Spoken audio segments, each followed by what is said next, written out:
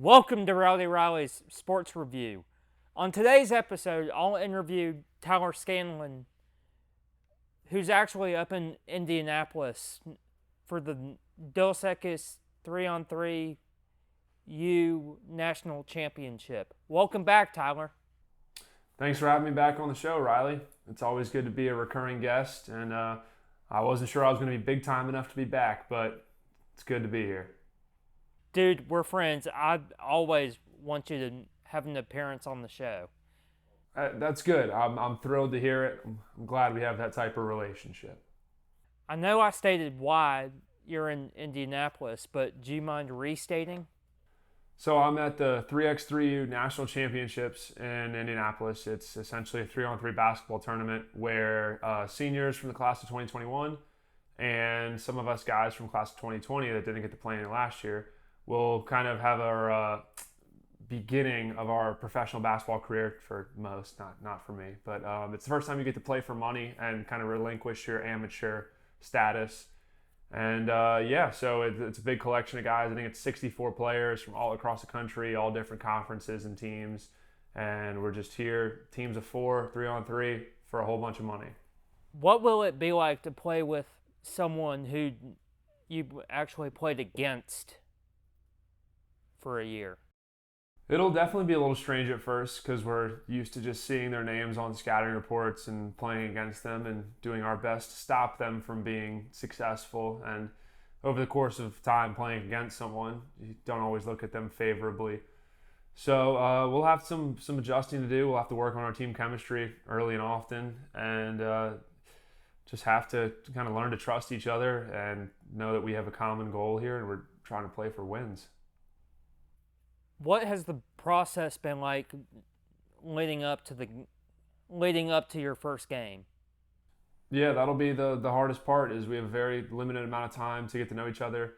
We won't have a whole lot of interaction prior to the first couple games because we got to test negative first, and we'll just be waiting and quarantining. So we'll really have to get tested, and both literally and figuratively. We'll be tested in terms of just becoming great teammates and developing a relationship.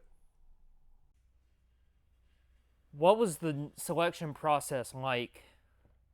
Did you have to tell Casey or Sean that you wanted to be a part, or? No, the tournament reached out directly to me via Twitter. They DM'd me, asked me if I wanted to participate. Kind of explained that I hadn't really played basketball professionally the past year, but I think they were looking for participants. So they asked me to come out and play, and I agreed. And I ran it by Coach Alexander and Coach R, and Coach Alexander seemed pretty perplexed by it. Wasn't sure why I was participating, but Coach R was pretty supportive of it. And it just felt like a fun, unique thing to do. And I assume that that's probably how the process was for most people. It's just 4 players from each of the teams, 64 overall from all conferences across the country. What will it be like playing against people that you've never played before? Or, conferences that you've never played against before?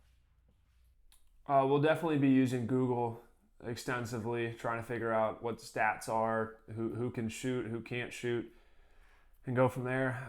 Just being honest, there's going to be players in this tournament that I've never really heard of, that have never played against their schools, especially guys from the West Coast. So that'll be a unique challenge, trying to figure out what their game's like, what they do well, what they don't do well. And just realistically, there's probably going to be a lot of guessing in the first couple days, trying to figure out who's who, and they'll be wondering who we are. So I think everybody will be searching for answers. Google's always helpful, am I right? Absolutely. That's actually all the questions I have for you, Tyler. You've always got a fan base back here in Nashville. We're rooting for you, bud. Yeah, well, I'm glad to hear that. But I actually have a question for you, Rowdy Riley. Excluding your friends over here at the OVC, what conference do you think has what it takes to win this tournament? I wasn't even gonna pick the OVC. I'm glad to hear that that's how you feel and that you showed no support or loyalty to any of your friends and fellow coworkers. And when I turn around after this interview's over, just take the knife out of my back because that's how I feel at this point. But continue on. But if I had to pick one conference, I would pick the SEC just because John Fulkerson had been on fire this past season. Well, if any of us or my team has anything to say about it, hopefully that does not happen, but we will see. Sounds good, Tyler. Loved having you back on, man. Yeah, thanks for having me. Thank you for having me on the show again, Riley. It's always a pleasure, even when you root against us. It's still fun to be here. Hey, instead of making 2 shows, I'm actually going to make this one long episode. I've got Tyler back on the line. We're going to ask him what the competition was like. Dude, how was it? Well, it went, and our team struggled mightily, and the competition was very, very good.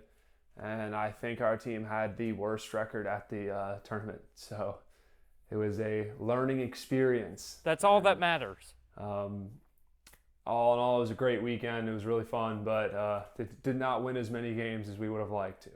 Hey, at least you got to participate in basketball again.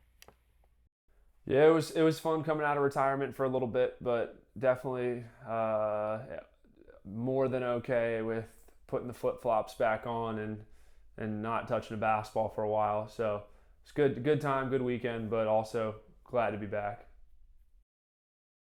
Who was your toughest matchup? Toughest matchup was probably McKinley Wright from Colorado.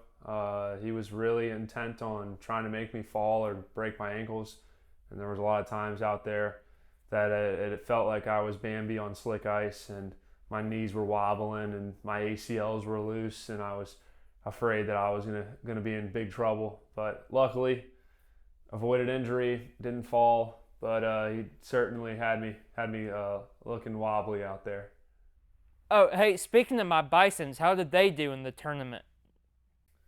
Your buddy from Lipscomb was on a team. I think they went about 500, but their claim to fame was that they actually beat the team that I was playing for. So, for the first time and probably the last time ever, Lipscomb emerged victorious against me as a Belmont representative. So it was a sad day in the Belmont community, but I'm sure you'll be celebrating. While I'm on the subject, how did the SEC do? The SEC struggled. They did okay. I think they won about as many games as they lost. But your boy John Fulkerson was not in attendance, so that may have hurt them. You got some false scouting reports there, false information.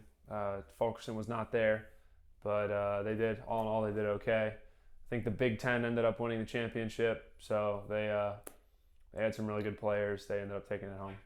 Like Penn State? No, they had a player from Nebraska and Ohio State, and then a couple guys from, I think, North Illinois, maybe. At least I nailed the conference right. Dude, it's been so great catching up with you. You know, we actually cheered for you while you were playing. Cheers may have contributed to me not winning very many games, so I'm not sure if that was that helpful. Hey. Well, at least you know we were cheering for you, regardless of wins or losses. That is true. I appreciate it. Thank you. Hey guys, thanks for tuning back into Rowdy Riley's Sports Review. I'll catch you next time. Stay rowdy.